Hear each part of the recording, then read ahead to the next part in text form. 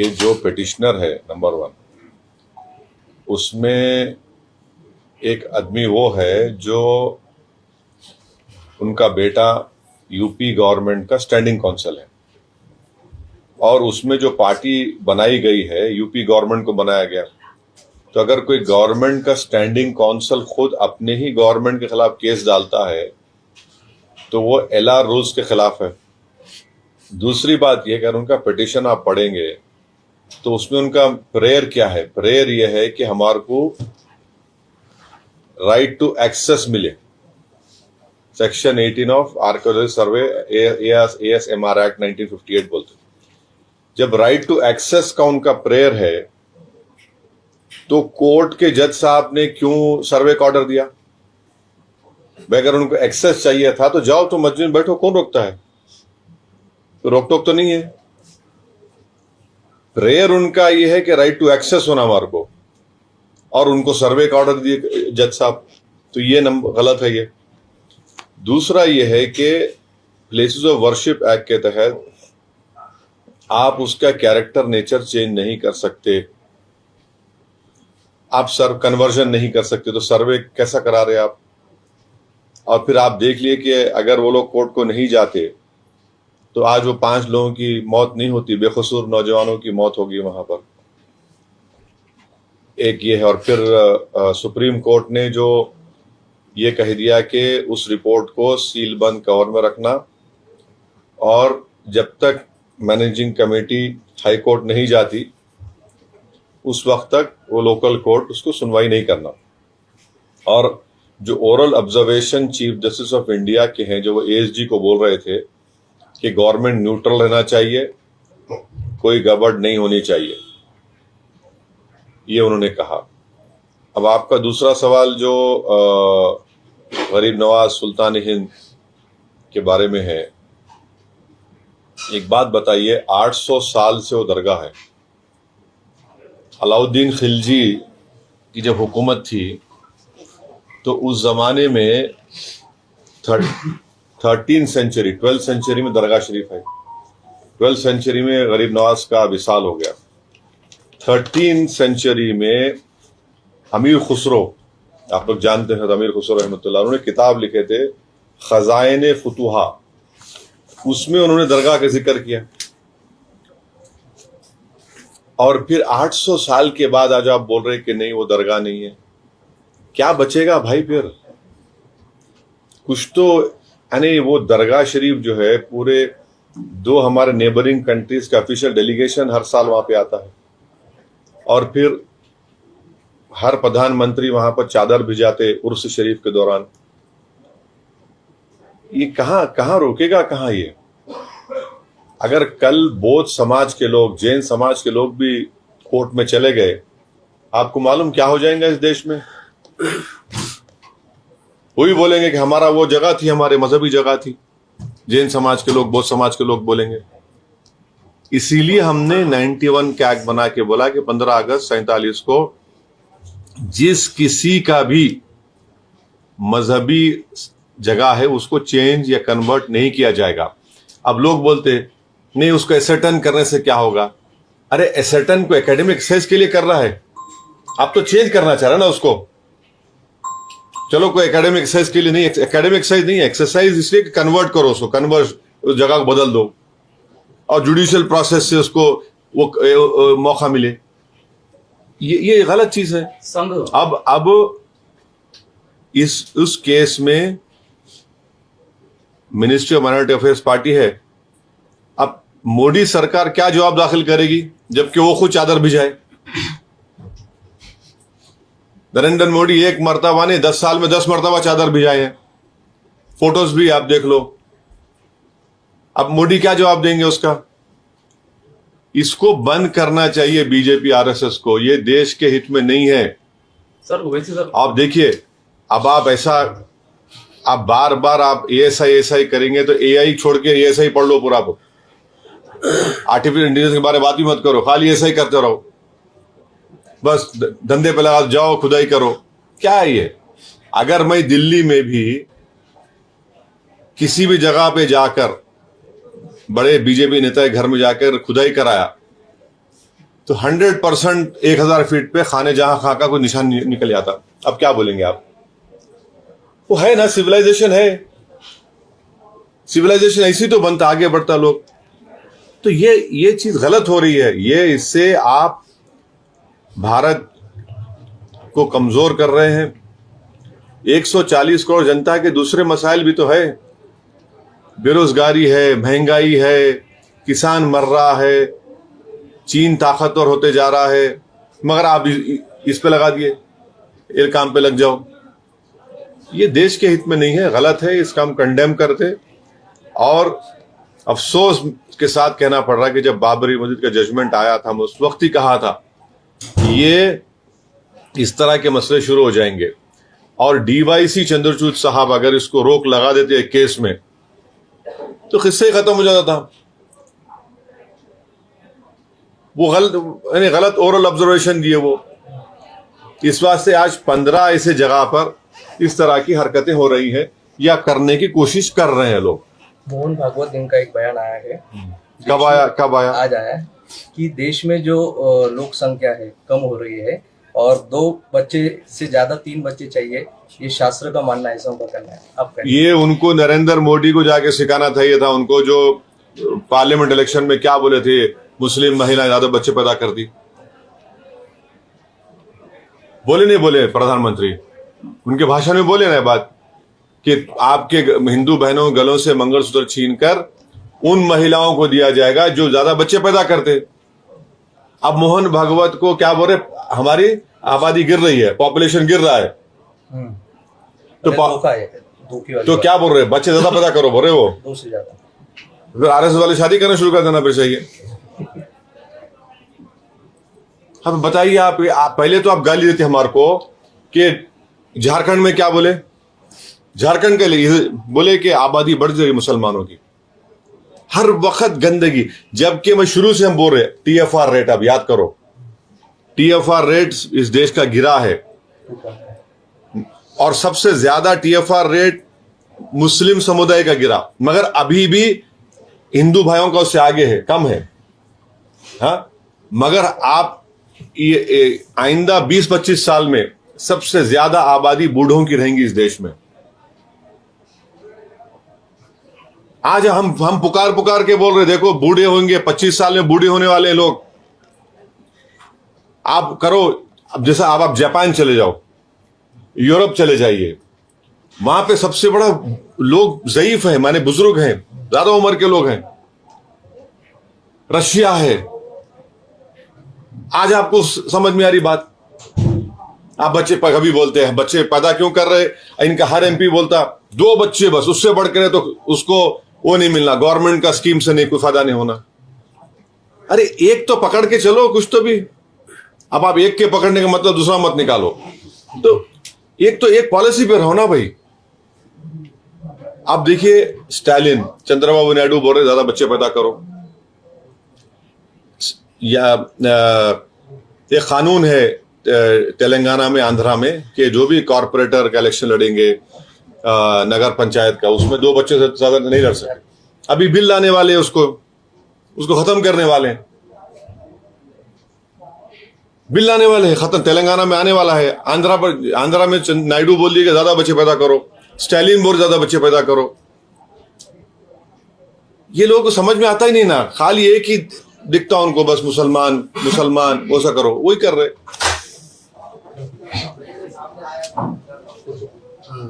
अभी सब महाराष्ट्र इलेक्शन के बारे में क्या बहुत सारे लोग ये कह रहे हैं कि ईवीएम का घोटाला है, आप इसको कैसे देखते हो?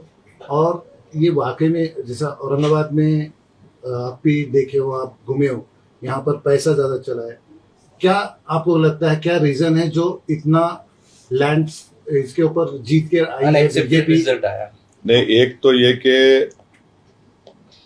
एक वीडियो आप तमाम ने देखा कि पोलिंग के दिन एक बीजेपी के नेता के तरफ में कम से कम 100-150 महिलाएं खड़ी हुई हैं और अपने हाथों से पैसे बांट रहे हैं।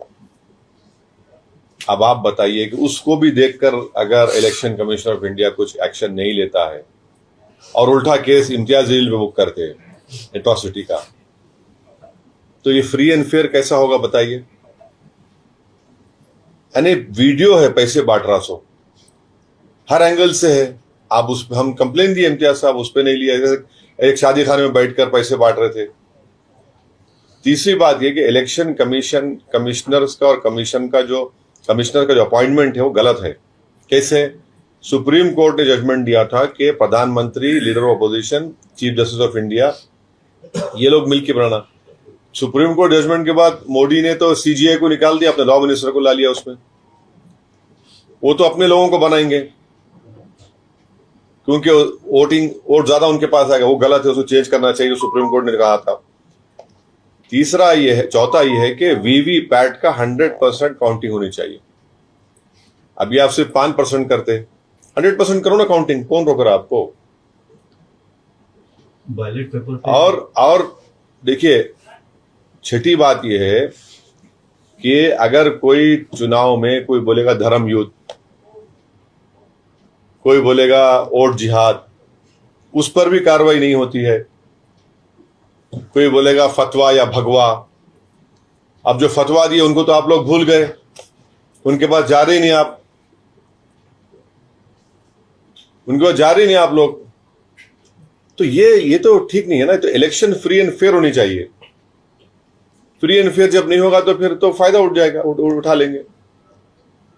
और फिर जितना जो पैसों का जो झोलझाल होता है उसमें रोक टोक होनी चाहिए। रोक टोक ही नहीं हो रही। कोई खड़े होकर पैसे बांट रहा है पोलिंग के दिन। आपको बोलना है फ्री और फेयर इलेक्शन नहीं होना। नहीं, फ्री एंड फेयर के लिए जरूरी है कि अगर वो शख्स पैसे बांट रहा है तो उसके खिलाफ केस बुक हुआ।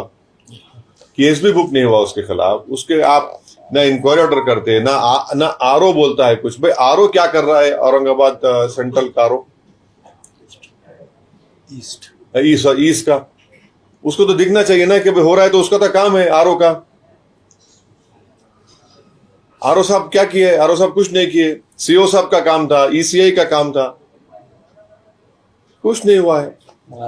अब ये जो डिबेट हो रहा है कि ईवीएम चाहिए या बैलेट पेपर चाहिए, क्या चाहिए, ये डिबेट अब देखेंगे आगे क्या होता है। मगर इलेक्शन कमिश्नर्स के अपॉइंटमेंट में जो प्रेजेंट बिल, जो कानून बनाया गया मोदी सरकार तरफ से, गलत है। उसको सीजीआई को रखना चाहिए। सीजीआई को उसको निकाल दिया, लॉ मिनिस्टर को रख दिया आपने। अच्छा, वो तो फाइनल, उससे पहले एक कमेटी है, उसमें भी लॉ मिनिस्टर है। एक कमेटी है जो सिलेक्ट करता, एक कमेटी है जो फाइनल करके भी, जो पहली कमेटी में लॉ मिनिस्टर है, गवर्नमेंट का है ना, वो तो एग्जीक्यूटिव का आदमी है। महाराष्ट्र में सीएम का मामला 4-5 दिन हो गए, उसमें फाइनल रिजल्ट निर्णय नहीं ले रहे हैं अभी। लेकिन आरएसएस ने ये कहा है कि फडणवीस के सिवा हमें कोई चाहिए नहीं, फडणवीस ही सीएम चाहिए, ऐसा उन्होंने भाजपा को कहा। अब उनकी सरकार है तो जाहिर है अपने आदमी को बनाएंगे वो लोग। अब हम क्या बोलेंगे? तो अच्छा है, आरएसएस ने बोल दिया कि उनका आदमी चाहिए उनको। अब बोलना चाहिए शिंदे को और अजित पवार को। सर, आने वाली मनपा इलेक्शन में एमआईएम की क्या रणनीति होने वाली है? अच्छी रणनीति रहेगी। हम लोग अभी उसके लिए तैयारी कर रहे हैं। मैं आया भी उसलिए था और आते रहूंगा। अच्छे तरीके से इंशाल्लाह अच्छा नतीजा आएगा। वैसे साहब, आप 16 सीटों पर चुनाव कंटेस्ट किए थे महाराष्ट्र में और एक सीट पर आपको जीत हासिल हुई, तो आप अपनी इस इलेक्शन में हार के इस फेलियर को कहाँ देखते हैं? हमने औरंगाबाद की दोनों सीटों में, धूलिया में और जो गोवंडी की सीट है वहां पर हमने बहुत अच्छे खासे वोट लिए। सोलापुर में, इन जगह पर हम लोग सेकंड आए। इम्तियाज साहब तो बहुत करीब आए, कम वोटों से कामयाब नहीं हो सके। तो जाहिर है कहीं ना कहीं हमको अपना भी कमजोरियों को दूर करना है और इंशाल्लाह हम लोग सबसे बात करेंगे, जाएंगे, बैठ के बात करके उसको कमजोरियों को दूर करेंगे। मगर ये जो सडनली जो बैठ गया ना ये आपका अगाड़ी, ये समझ में नहीं आया कैसा ये लोग बैठ गया एकदम ही, माने कोलैप्स हो गए एकदम वो लोग। उसका रीजन क्या है मेरे को तो वो लोग तलाश करेंगे, पर हम अपना रीजन तलाश करेंगे। आप साथ में नहीं गए तो अब ऐसा लग रहा है साथ में नहीं गए तो फायदे में रहे। जरांगे फैक्टर में काम करेंगे। हाँ जरांगे फैक्टर नहीं, हम तो शुक्रिया अदा करेंगे हमारे मराठा भाइयों का, हमारे मनोज जरांगे साहब का, हमारे दलित भाइयों का, हमारे हिंदू भाइयों का, हमारे वोट दिए। मगर जो हमारा कमिटमेंट है मराठा रिजर्वेशन के बारे में, हम उसके लिए आवाज उठाते रहेंगे। हम उनको जाकर बोल कर आए इम्तियाज साहब, हम तो बराबर उसको भी लड़ते रहेंगे, मराठा रिजर्वेशन के बारे में बोलते रहेंगे, सरकार से डिमांड करेंगे। सर, महबूबा मुफ्ती ने अभी एक इंटरव्यू दिया है संभल हिंसाचार को लेकर। उन्होंने भारत की तुलना बांग्लादेश से की है। जो आज बांग्लादेश में अल्पसंख्यकों के साथ हो रहा है वही भारत में अल्पसंख्यकों के साथ हो रहा है। देखिए, महबूबा मुफ्ती जो है बीजेपी के साथ मिलकर सरकार बनाई थी पहले, तो बीजेपी को बोलना चाहिए, इसके बारे में मैं नहीं बोल सकता। इम्तियाज ने अभी भाषण में कहा कि किराड़पुरे के लिए मैं अगर जा सकता हूँ तो अजमेर शरीफ के लिए भी जा सकता हूँ। तो इस मामले पे आप कुछ आगे चल के मोर्चा नहीं, आप अजमेर शरीफ के बारे में जो श्रद्धालु बोलेंगे या डिवोटीज है, उसमें कई गैर मुस्लिम भी तो है, नॉन मुस्लिम भी तो है। तो वो तो एक भारत के एक सिंक्रेटिक कल्चर का भी रिप्रेजेंटेशन है। तो इससे तो सबको तकलीफ हो रही है। मैं आपको बताने, अच्छा आज साहब अजमेर से दरगाह पे नहीं है, सलीम चिश्ती दरगाह पे भी केस पड़ गया। आपने ट्वीट किया। सलीम चिश्ती की जो दरगाह है वहां पे भी केस पड़ गया। अब आप बताइए, यानी कितना पुरानी दरगाह वो माने वो तो 400 साल पुरानी दरगाह है, वहां पे केस डाल दिए। तो ये तमाशा बना के रख दिए लोगों ने। ये गलत है, ये इससे देश मजबूत नहीं होगा। ये देश के हित में काम नहीं हो रहा। जो प्लेसेस ऑफ वर्शिप एक्ट है उसको फॉलो करने की जरूरत है। नहीं, संघ प्रमुख मोहन भागवत जी का एक वीडियो भी वायरल हो रहा है, पुराना वीडियो है। उन्होंने कहा था कि हर मस्जिद के नीचे मंदिर की तलाशी उचित अरे नहीं। बाबू, वो कब कुलाटी मारते नहीं मालूम आपको। अभी देखो, अभी बोल दिए बच्चे पैदा करो दादा बोल के। कल तक तो उन्हीं के लोग बोल रहे थे मुसलमान ज्यादा पैदा कर रहे, डेमोग्राफिक चेंज हो जाएगी। ये लोग आप झारखंड का वीडियो देखे, बीजेपी का उनका वीडियो देखे आप, झारखंड में जिसका इलेक्शन कमीशन रोक लगाया, देखिए आप, देखना चाहिए आपको। उस वीडियो में बताया गया कि एक घर में हिंदू परिवार बैठा हुआ है, टेबल पे खाना आ रहा है, मियाँ बीवी है, हस्बैंड वाइफ है, 2 बच्चे हैं, और वो लोग आराम से घर में बैठे, घंटी बजती है घर की। जैसा डोर खोलते एक 50-60 मुसलमान खड़े हुए, पूरे टोपी बुरखा, और अंदर घुस के टेबल में कोई बढ़िया आ रहा कैसा पूरे। वो उसको इलेक्शन कमीशन रोक न करना पड़ा, उसको इलेक्शन कमीशन कहा कि बंद करो इसको। थैंकफुली इसे उस पर एक्ट किया। तो आप तो हमको दिखा रहे हैं कि हम लोग रिसोर्सेज खा जाएंगे, वो खा जाएंगे। अब मोहन भागवत बोल रहे बच्चे पैदा करो, तो हम मोहन भागवत जी से पूछना चाह रहे हैं कि बच्चे पैदा करने के लिए वो क्या लोगों को देंगे, क्या कुछ देंगे? अकाउंट में डालेंगे 1500 रुपए, जो बच्चे ज्यादा पैदा करेगा उसको 1500 बढ़ के मिलेंगे। सर जी, नहीं, औलाद पैदा करो कुछ स्कीम निकालेंगे क्या? सर जी, मोहन भागवत बोलती है कि बच्चे पैदा करो, लेकिन WHO का रिपोर्ट ऐसा है कि इनफर्टिलिटी का प्रमाण जो है तो वो पर्टिकुलर उनकी कम्युनिटी में ऐसा कुछ भी नहीं है। TFR रेट हर कम्युनिटी का गिरा है। सबसे ज्यादा TFR रेट गिरा है रिलीजन वाइज मुसलमानों का, मगर अभी भी हिंदू समुदाय का TFR रेट वो मुसलमानों में फर्क है। अब मगर ये जो स्टेटमेंट आज बोल रहे हैं कि आप जो बोल रहे हैं अगर वो सच है और आप सच ही बोलेंगे कि बच्चे पैदा करो, तो मोहन भागवत जी को बोलना चाहिए कि जैसा यहाँ पर लाडली बहना का स्कीम में कितना 1500 रुपए दे रहे ना, तो आप एक स्कीम निकाल लो कि जो इतने बच्चे पैदा करेंगे उसके अकाउंट में हम लोग 2000 डालेंगे, कितना डालेंगे, क्या डालेंगे वो डिसाइड कर लो। अब क्या बोलिए। नहीं, आप पढ़ के सुनाओ भाई। आप देख लीजिए। नहीं, आप बोलना। मोहन भागवत ने कि दो से ज्यादा बच्चों की पैरवी बोले, जिस समाज का प्रजनन दर 2.1 से कम है वो विलुप्त हो गए, मतलब खत्म हो जाए। फिर हमको क्यों बच्चे पड़े हुए हैं आप? माशाल्लाह से मेरे को 6 बच्चे हैं, मैं पहले ही बोल दे रहा हूँ। फिर वो आप लोग बोलेंगे, वो पीछे से बोलेंगे वो इसी ने ऐसा बोला, और उसके 6 बच्चे हैं। नरेंद्र मोदी के भी 6 भाई हैं, अमित शाह के भी माशाल्लाह अच्छे हैं। अब नहीं, मोहन भागवत तो जब उन्होंने अपने आदमी को बना रहे सीएम यहाँ पर, तो उनको बोलना चाहिए उनके आदमी को, भाई तू स्कीम निकाल ले बच्चेदार पैदा करने की, क्या है स्कीम बता दो। ठीक है।